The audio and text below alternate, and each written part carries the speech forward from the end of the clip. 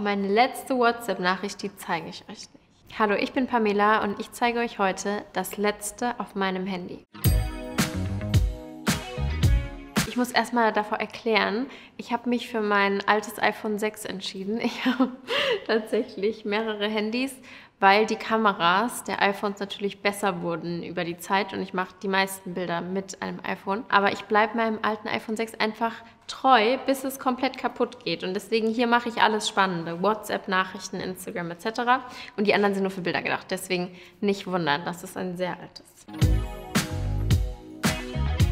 Das sind der Lachsmiley, der Tränen schräg lacht, der Lachsmiley, der Tränen gerade lacht, der Lachsmiley mit dem Schweißtropfen auf der Stirn, der mit den Herzen in den Augen. Und dann, der ist da nicht drin, aber ich würde behaupten, es wäre noch der mit der Brille und den 2 Schneidezähnen, dieser nerdige. Ich glaube, das sind meine meistbenutzten. Also man sieht, ich schicke sehr viele Lachsmilies, weil ich auch viele Sachen einfach sehr lustig finde und ein fröhlicher Mensch bin. Aber ansonsten mag ich die sehr gerne. Aber eigentlich mag ich auch noch, wartet, wo ist er denn? Hier, dieser tanzende Mann, der lilane, der so dasteht, den benutze ich total gerne. Das strahlt auch so Freude aus. Und mit meinen ganzen Dance-Workouts mache ich mal den tanzenden Mann. Boah, da gibt es bestimmt total viel. Da kommen ja auch mal wieder neue raus, die ich noch nie entdeckt habe. Aber wenn ich immer so durchscrolle, die Toilette habe ich noch nie benutzt, den Stuhl, das Sofa. Also ich benutze tendenziell immer nur die gleichen. Bin sehr oldschool mit meinen Emojis. Meine letzte Notiz, oh, ich bin ein unglaublicher Notizenmensch. Oh, es tut mir leid, Dennis. Das war die Dennis-Aufgabenliste. Das ist eine geteilte Notiz auf seinem Handy und auf meinem Handy. Da trage ich ein, welche Aufgabe er zu tun hat. Und er hakt ab, was er gemacht hat. Heute steht zum Beispiel, oh, das haben wir nicht abgehakt, Dennis. Heute steht auf dem Plan, Workout-Plan in der PAM-App updaten. Abgehakt. Android-Problem lösen. Abgehakt. Inner Thigh-Video China-Version. Haben wir das gemacht? Ja. Abgehakt. Best-of in China-Ordner laden. Abgehakt. Jetzt, wir haken nicht rechtzeitig ab. Aber das ist unsere Liste von unseren Aufgaben, die wir zumindest teilen. Und du müsstest jetzt ganz viele Notifikationen auf deinem Handy haben. Kann ich euch gerne verraten, ich habe keine Streaming-Apps auf meinem Handy. Tatsächlich schaue ich, das besagt doch Netflix etc., ne? Ja, habe ich nicht auf meinem Handy und habe ich auch tatsächlich kein Abonnement. Vielleicht bin ich auch der letzte Mensch dieser Welt, aber ich schaue, wenn dann, bei Mama und Papa mit, bei deren Abonnement, aber auf meinem Handy eigentlich gar nicht. Tatsächlich weigere ich mich, Serien anzufangen, weil ich denke, wenn die mir gefällt, dann würde ich viel zu viel Zeit damit verbringen und dann könnte ich bestimmt nicht aufhören zu schauen und dafür habe ich offen gesagt einfach zu viel zu tun.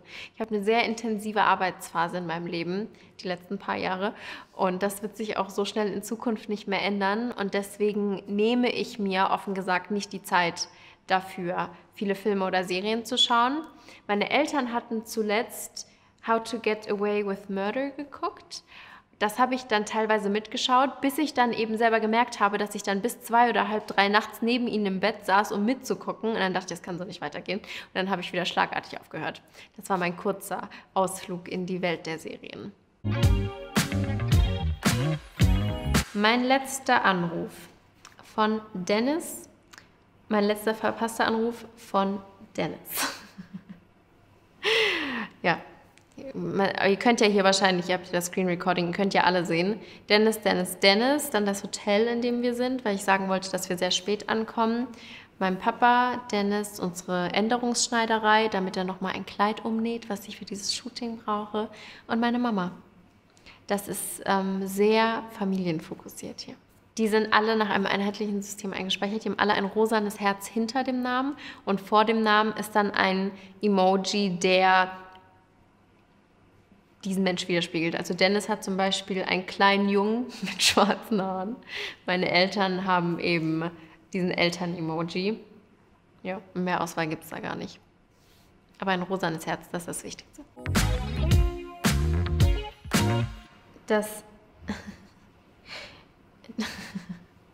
Das letzte Tipp ist Amazon. Das sind Kokosquelltabletten mit Nährstoffmix zur Anzucht von Stecklingen, Sämlingen und Saaten, 50 Stück. Damit kann man Pflanzen anzüchten und eben in Anzuchtstöpfen zum Wachsen bringen, um sie dann später weiter auszusehen. Das hat tatsächlich was mit meinem Adventskalender dieses Jahr zu tun, was ich vielleicht jetzt an dieser Stelle noch nicht teilen werde, weil das noch sehr lang hin ist.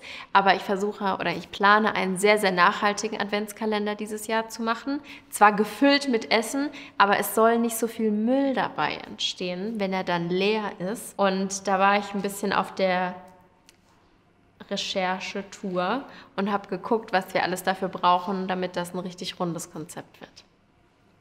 Mal schauen, wer sich da jetzt eins und eins zusammenzählen kann.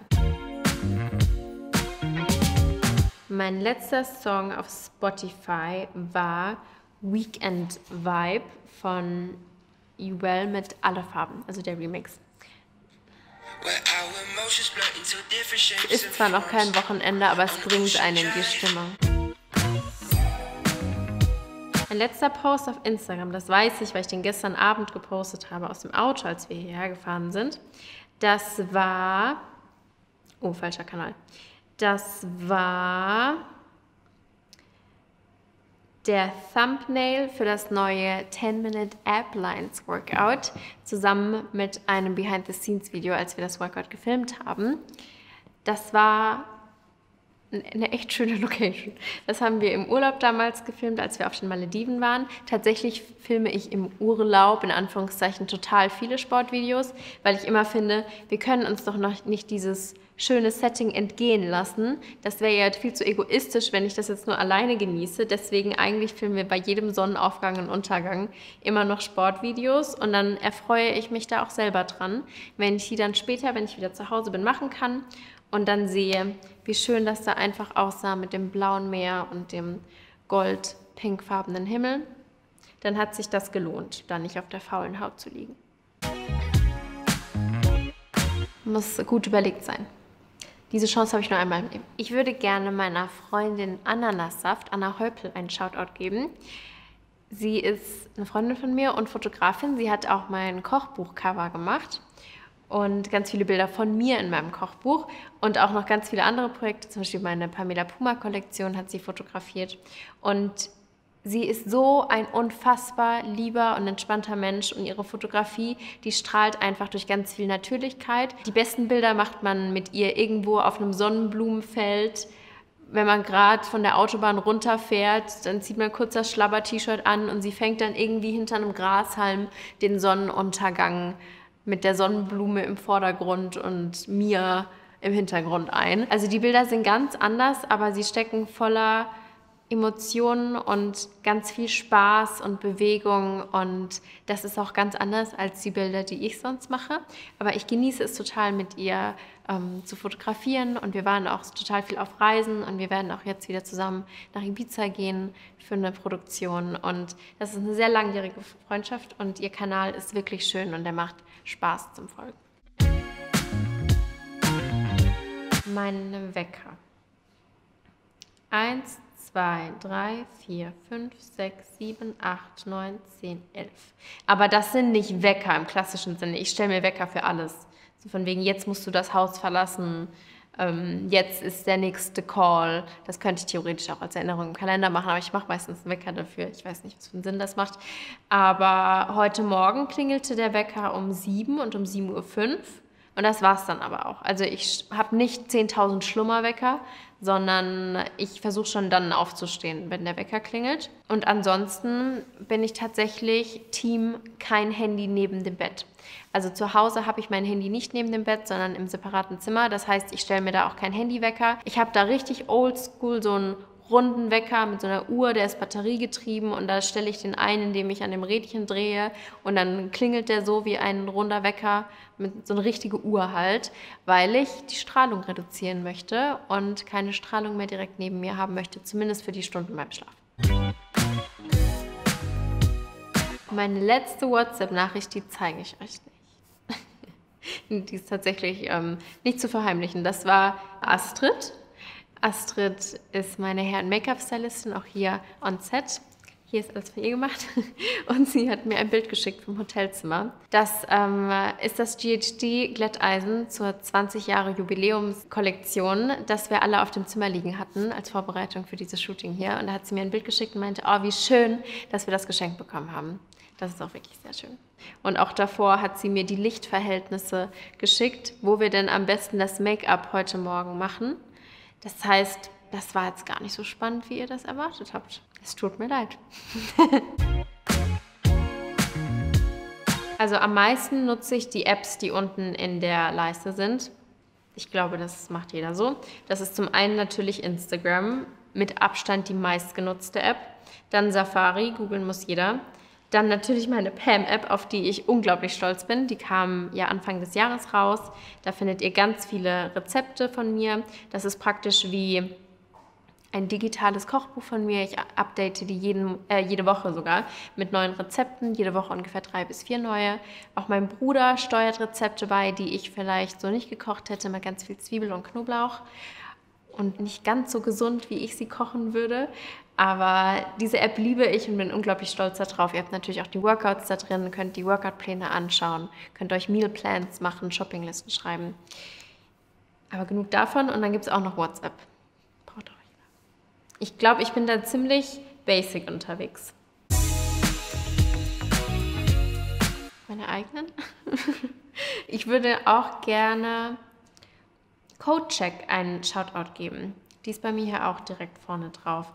Damit kann man, vor allem wenn man sich noch nicht so gut auskennt, ich muss sagen, ich brauche sie inzwischen gar nicht mehr so oft, aber ich habe mir damit sehr viel Wissen angeeignet.